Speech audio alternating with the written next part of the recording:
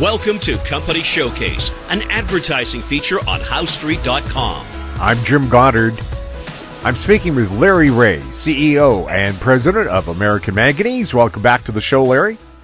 Always good to be on the show, Jim. Larry, Ontario just announced a $5 billion auto battery plant for their province. Does that help American Manganese? Oh, definitely.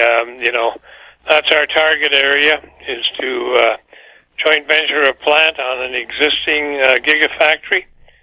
And, so it's all one-shot deal where we can do the scraps right there, turn it around, give them back the cathode material, the cathode precursor, to actually build new batteries. And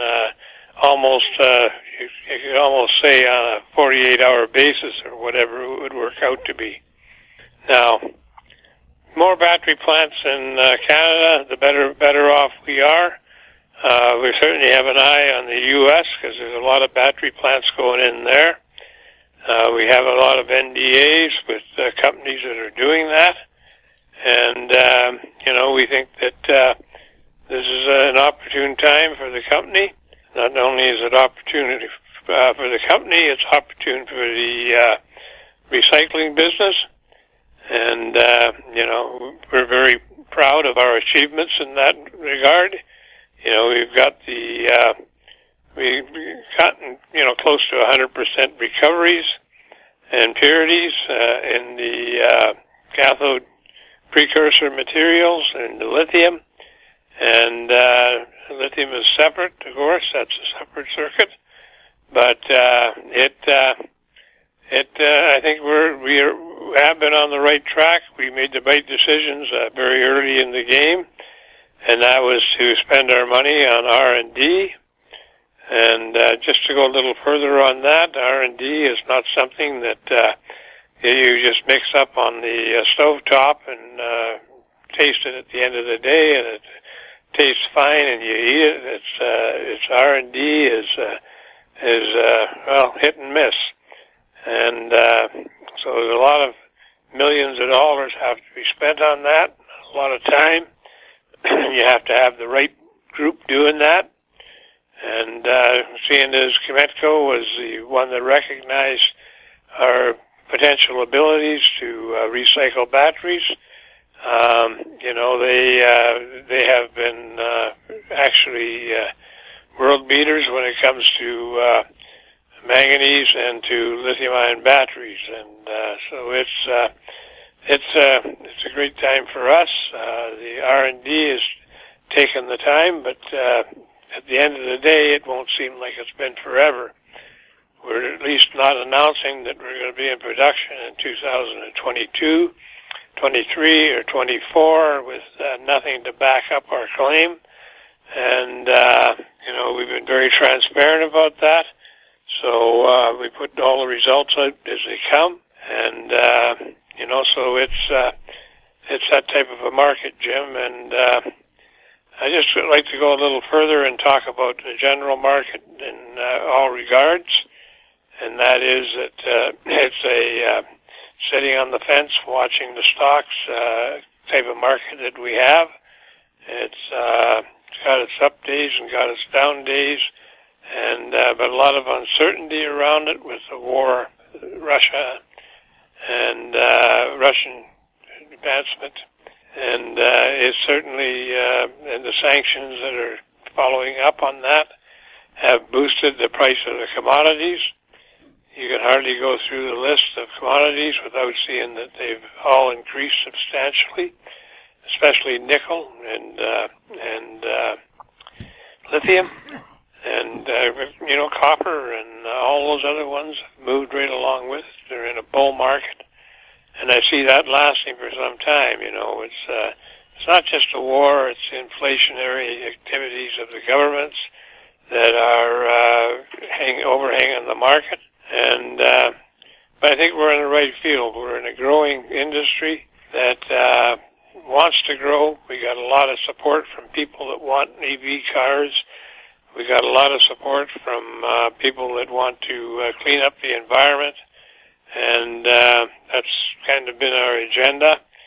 was to produce something at the end of the day that will not contaminate the environment and will move things forward. So that said and done, some of the stuff that we have on our other projects, like the Reaugh de Boule, has a potential for nickel. It also has a potential for rare earths. And, there'll be more news coming on that very shortly. As you know, we have applications in to get a drilling permit, and it looks like that's going to come to a close here pretty quickly. So we can announce that when the time comes. So it's been an exciting time. I mean, who wouldn't want to have their foot in each category? I'll give you an example. The example of the scarcity of manganese in the U.S., the battery recycling process, which will be rolled around the world for us, because that's going to basically be, we've got patents in a lot of countries. A lot are still pending. And it's the company has built a strong portfolio of patents, and we know what to look for if anybody's encroaching on our patents, and it's not hard to see. So it's just another safeguard that we have that we're aware of. I'm not going to go into detail on how we're aware of it, but I can tell you we would be aware of it, and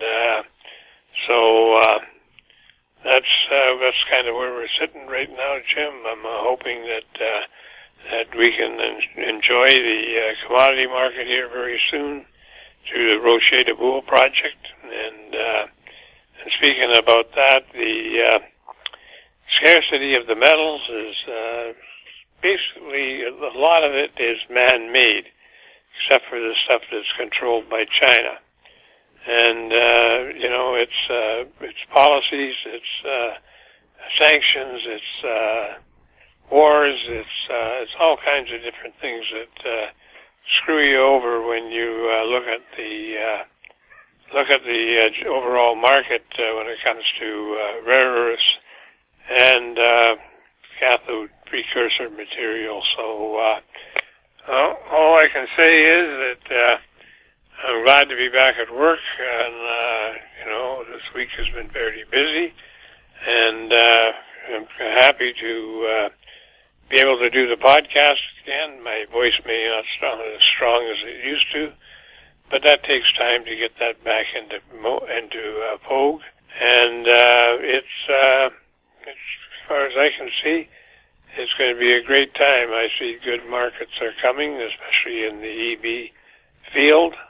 And you look at the billions of dollars that are being spent on battery manufacturing, gigafactories. That's the second leg of the EV car revolution. First, of course, is the EV cars, then the battery manufacturing, and in the backstretch is the recycling. So you're not reading a lot about recycling at the moment, but that's going to change very quickly. And, we hope to be able to demonstrate to some of our guys that hold NDAs, our process and our results and our material that they get at the end of the day. And so that would be, I'm looking forward to the next few months of actually achievement. And who knows, somebody might step out of the backstretch and say, hey, we want to joint venture that project, or hey, we want to take it over, and they better offer a lot of money. It's not something that would be sold cheaply. I've been asked the question, are we going to, would we sell it off? If somebody wanted to buy it, let's say for a few $100 million, if somebody just wanted to buy the process and move on with what we're doing, that's not in the works, because we see this process as being a big money generator coming down the road. So, and to take that into account. Anyway, Jim, it's a pleasure talking to you, and it's been great. It's the first time I've talked now in a couple of weeks, so I hope that you put up with my voice. It's probably not as enthusiastic as you'd like to hear, but it's hard to get enthusiasm across in your voice when your voice is not as strong as you'd like it to be. Larry, can you give us a quick thumbnail sketch of American Manganese and how people can get a hold of you? American Manganese is a critical metals company. We're going to be going for a name change to Recyclical, and Recyclical will be the new name for the company. And this is after the AGM that's coming up in June. So, what can I say? It'll better describe what the company's basic focus is right now, and so I'm looking forward to that. We can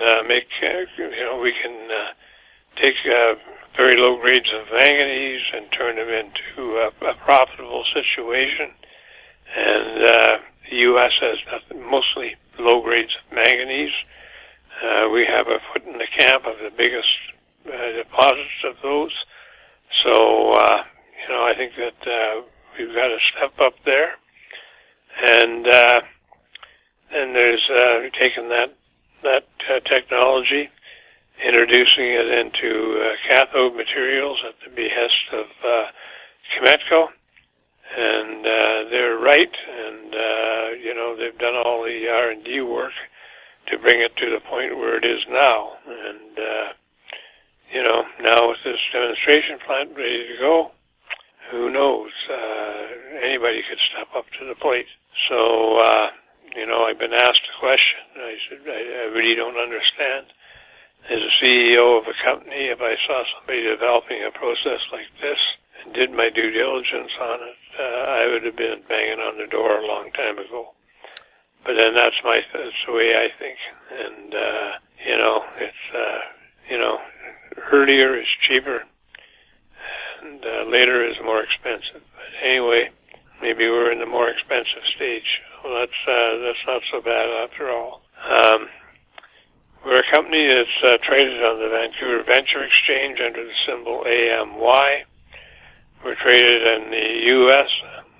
QB Exchange under the symbol AMYZF, and we're traded in Frankfurt under the symbol 2AM. You can go to our website at AmericanManganeseInc.com and get all the updates. Our transparency is obvious, and see that we haven't tried to hide under a bushel, and we haven't screwed around with our financials to make us look better. But anyway, we decided not to go into the black mass until we're ready to actually use our metallurgical process. Black mass is a path that leads you down to losing money, and you need that metallurgical process at the end of the day to make it viable. So, and we've worked on both black mass and the scrap material. So we're pretty confident that the demonstration plant will prove those abilities out and on a continuous basis. And you can reach the company at 778-574-4444, or you can email me at LREAUGH@AMYMN.com. Larry, thank you so much for the update. You're welcome, Jim. I've been speaking with Larry Reaugh, CEO and President of American Manganese. I'm Jim Goddard. Our conversation took place on March 25th. Comments made on Company Showcase are an expression of opinion only and should not be construed in any manner whatsoever as recommendations to buy or sell any financial instrument at any time. Archived online at HowStreet.com. Company Showcase is a production of How Street Media Incorporated.